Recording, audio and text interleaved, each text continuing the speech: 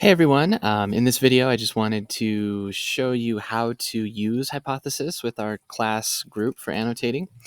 I know that there were quite a few of us who weren't able to make it on Tuesday when I did that extra hour in the afternoon. So this is here just as a maybe reminder, refresher, or a help in case you need it. So I'm on our medium course in the Unit 3 narrative. Um, at this point, you should have already registered for Hypothesis and joined our class group. If you have any questions about that, let me scroll up a little bit, sorry. See the information in this paragraph here before the break in the page. And if that doesn't help, send me an email and let me know, and I'll do what I can to help. All right, so once you've done that, then you need to annotate the readings. You'll do that just by going straight to the readings that you've been assigned. So I'm going to click this first one, predatory reading. It'll open in the same window. If you want to keep medium open, you can right click and open it in a new tab so that you can have both side by side, but I just opened it the same. So the whole idea of using medium is, using Hypothesis is to allow us to discuss the readings together right in the margins of those readings. So the first two are readings about how to read scholarly work on history. So this one's called Predatory Reading. It's by Patrick Real. As you read through it, you will hopefully have some things that will stand out to you that you want to highlight. And going back to the medium unit narrative, I've posted a few questions that you should think about and respond to in your annotations. So let me show you how to do the annotations.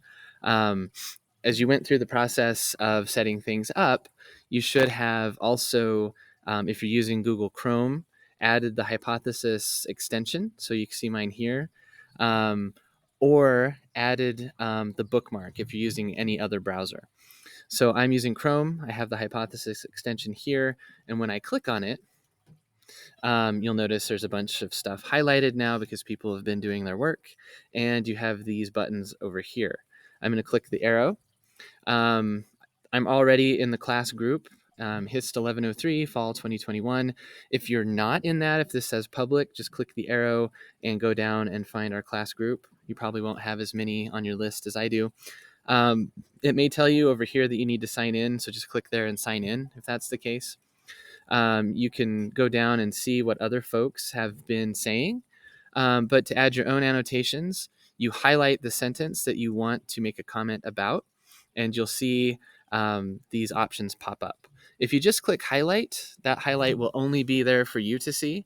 So please click annotate, because that will open up the sidebar and it will give you a box where you can make a comment. So you just type your comment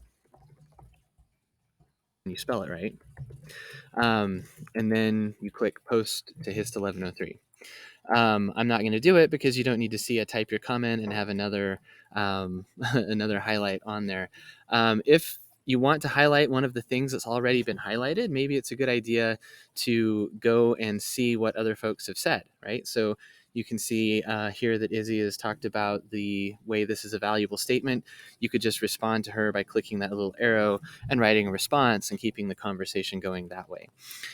So that's how Hypothesis is at its most valuable. It allows us to talk back and forth to each other about the readings, about what we see as key elements of the readings and why. So that's essentially everything. That's all you have to do. Once you click post, it's there. I'll be able to find your work. I'll be able to respond to you. And that's that. So please do let me know if you have questions, if you need help. Let me show you one more thing. I'm going to go to web.hypothesis.is. So that's why I've always spelled it this strange way, is because Hypothesis has this weird web address. But if you type web.hypothesis.is, and then don't click login, but click get started, and then scroll down to number 2 on this page. Add Hypothesis to your browser. This is where it'll allow you to add the Chrome extension that I mentioned, or the book, they call it a bookmarklet, the bookmark. that will allow you to have these annotating tools pop up. So you can annotate any web page with Hypothesis, and that's what's kind of cool. Or PDFs shared the way that I've done it. I've added them to a web page so that we can read them together and annotate them together. So hopefully that all makes sense. Hopefully that's helpful. Again, please let me know what questions you have, and I hope that you have a nice weekend as well.